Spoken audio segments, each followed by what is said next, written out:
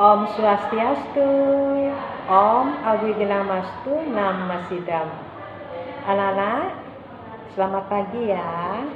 Selamat bertemu lagi.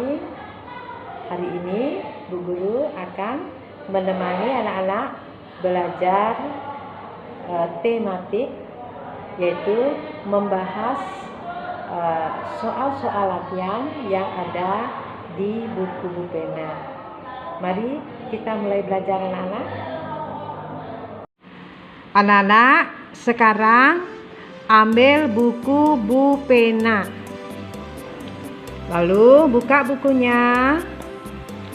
Lihat halaman 138. Sudah anak-anak? Ya, sudah anak-anak membawa pensil, sudah penghapus. Nah, sekarang kita akan menjawab soal-soal latihan yang ada di buku pena. Kita mulai ya anak-anak. Nomor 1. Ungkapan yang bertujuan mengajak orang lain untuk melakukan sesuatu disebut ungkapan. Nah, yang mana jawabannya yang tepat anak-anak? Kalau ungkapan mengajak seseorang berarti itu adalah kalimat ajakan. Masih ingat anak-anak kalimat ajakan dimulai dengan kata ayo, mari atau yuk ya. Jadi jawabannya yang A. Nomor 2. Ungkapan yang digunakan untuk menanggapi atau memberi pendapat tentang sesuatu disebut ungkapan. Jadi tanggapan ini ya, ungkapan tanggapan yang benar jawabannya adalah C. Maksudnya kalau anak-anak misalnya diajak oleh temannya, misalnya, Mary, ayo kita membaca ke perpustakaan. Jadi tanggapan anak-anak, jawaban anak-anak tentulah apa anak-anak? Baiklah ya, atau saya setuju, ayo kita ke perpustakaan. Jadi jawabannya yang C. Soal nomor 3. Kata yang digunakan pada ungkapan ajakan adalah ayo dan mari.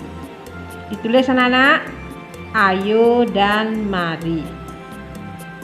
Nomor 4. Tuliskan sebuah ungkapan ajakan.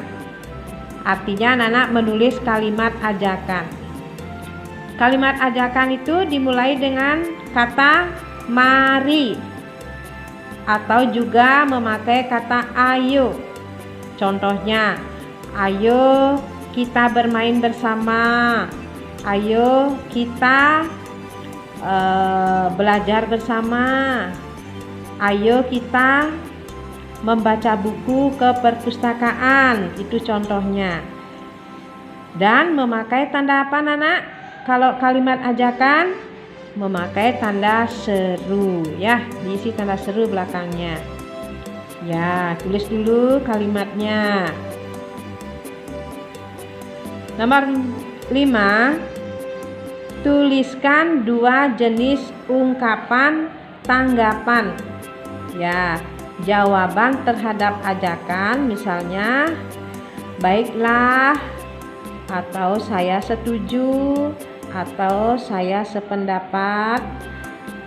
Itu contoh dari tanggapan, ungkapan tanggapan ya. Baiklah atau ayo, saya setuju. Baiklah ya, itu tanggapannya. Kemudian nomor 7 itu muatan PPKN. Baca soalnya sendiri anak-anak. Ya, mulai. Kegiatan yang dilakukan bersama untuk mencapai tujuan yang sama disebut disebut kerjasama. Jadi kerjasama itu artinya bekerja bersama-sama dalam satu tujuan yang sama. Misalnya apa Nana? Contoh kerjasama? Ya, merapikan mainan, membersihkan lingkungan, merapikan tempat tidur. Kalau di sekolah misalnya mengerjakan tugas piket, ya itu contoh dari kerjasama. Kita lanjut. Soal nomor 2. Masih muatan PPKN. Contoh kegiatan kerjasama yang dilakukan di rumah untuk menjaga kebersihan adalah. Apa yang anak lakukan di rumah dengan keluarga dalam rangka menjaga kebersihan? Contohnya, misalnya menyapu halaman, kemudian mengepel lantai.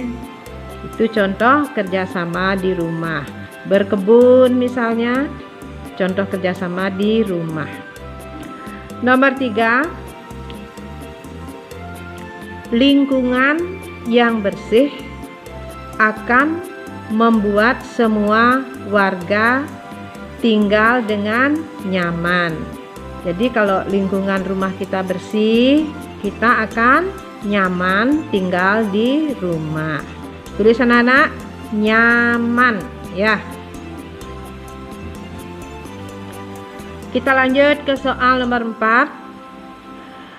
Tuliskan bentuk kerjasama yang telah kamu lakukan untuk menjaga kebersihan lingkungan. Sekarang Bu Guru tanya, pernahkah anak-anak melakukan kerjasama di rumah? Ya, kalau pernah, apa yang sudah anak-anak lakukan di rumah? Bekerja sama dengan anggota keluarga dalam menjaga kebersihan rumah. Ya, tulis misalnya merapikan mainan, merapikan tempat tidur, berkebun, menyapu halaman. Nah, jadi jawaban anak-anak bebas ya, sesuai dengan apa yang telah anak-anak lakukan di rumah. Sudah ditulis? Ya. Lalu kita lanjut ke soal nomor 5. Tuliskan manfaat kerjasama. Apa manfaatnya kita bekerja sama atau bergotong royong? Jadi manfaatnya sebutkan 2 saja, yaitu pekerjaan lebih ringan. Misalnya membersihkan halaman, misalnya anak-anak kerjakan bersama kakak, bersama adik, jadi pekerjaan akan lebih ringan. Dan lagi satu, pekerjaan akan cepat selesai. Jadi kalau kita bergotong royong, pekerjaan yang berat menjadi ringan, pekerjaan akan cepat selesai. Kita lanjut ke muatan SBDP. Nomor 1. Tuliskan beberapa gerakan tarian yang dapat dilakukan menggunakan tangan. Nah, di sini gerakannya yang memakai tangan. Tangan dibawa ke atas, yaitu tangan melambai. Itu juga menjadi gerakan tari. Lalu yang kedua, gerakan pohon tertiup angin. Ya, tangannya dan badannya disoyorkan ke kanan dan ke kiri. Itu meniru gerakan pohon tertiup angin. Ya, tulis anak-anak jawabannya. Tangan melambai dan gerakan pohon tertiup angin. Sudah anak-anak? Kita lanjut ya. Soal nomor 2. Tuliskan beberapa gerakan tarian yang dapat dilakukan menggunakan kaki. Kalau tadi tangannya yang bergerak, sekarang kakinya. Nah, bagaimana gerakan kakinya? Gerakan kakinya yaitu melangkah ya, langkahkan kakinya ke kanan, ke kiri, ke kanan, ke kiri, itu melangkahkan kaki. Kemudian yang kedua, mengangkat kaki. Ya, mengangkat satu kaki dulu. Kemudian ganti kaki yang lagi satu diangkat, dihentakkan kakinya. Nah, itu gerakan menari memakai kaki. Sudah ditulis anak-anak? Tulis ya. Yang nomor 2, melangkah dan mengangkat kaki. Itu gerakan yang memakai kaki. Nomor 3, tuliskan anggota tubuh yang digunakan pada gerakan tari berikut. Gerakan tari berikut. Nah, ini lihat ada anak yang sedang menari. Kalau menari yang digerakkan apanya anak-anak? Nah, ini lihat kakinya dilangkahkan, kemudian tangannya juga diangkat. Jadi yang diangkat tangan dan kaki. Nah, ini yang B anak-anak. Yang B ini adalah tari saman anak-anak. Tari saman itu berasal dari Aceh. Nah, lihat gambarnya. Apanya yang digerakkan saat menari saman?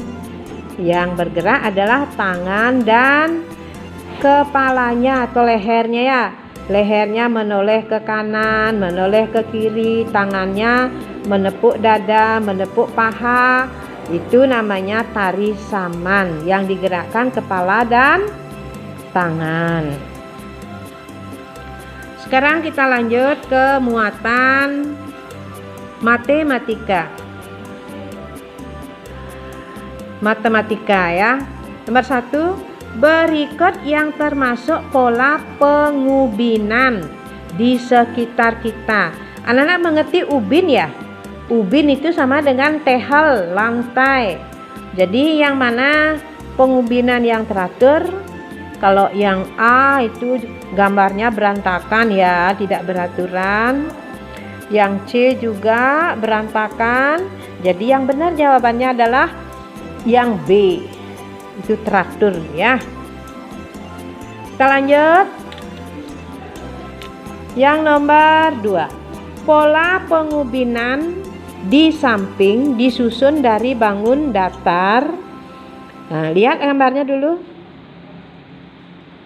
Bangun datar apa ini anak-anak? Ini lihat 1, 2. Ini ada sudutnya 3. Kalau sudutnya 3 berarti dia bangun datar segitiga namanya ya. Jadi jawabannya yang B. Ini lihat segitiga, terdiri dari banyak segitiga ini. Nomor 3, bangun datar yang menyusun pola pengubinan di samping adalah nih lihat. Ini kalau ini namanya persegi. Persegi itu keempat sisinya sama panjang. Sudutnya juga 4. Nih sudut, sudut. 4 sudutnya. Di samping persegi ada yang segitiga. Ini anak-anak, ini sudutnya 1, 2, 3. Ini namanya segitiga. Berarti anak-anak tulis jawaban bangun persegi dan segitiga. Sudah anak-anak? Sekarang tugas mandiri. Anak-anak nanti buat di bawahnya. Di sini ada tempat kosong. Anak-anak tulis dulu nomor. Nah, nomor 4 di sana tulis.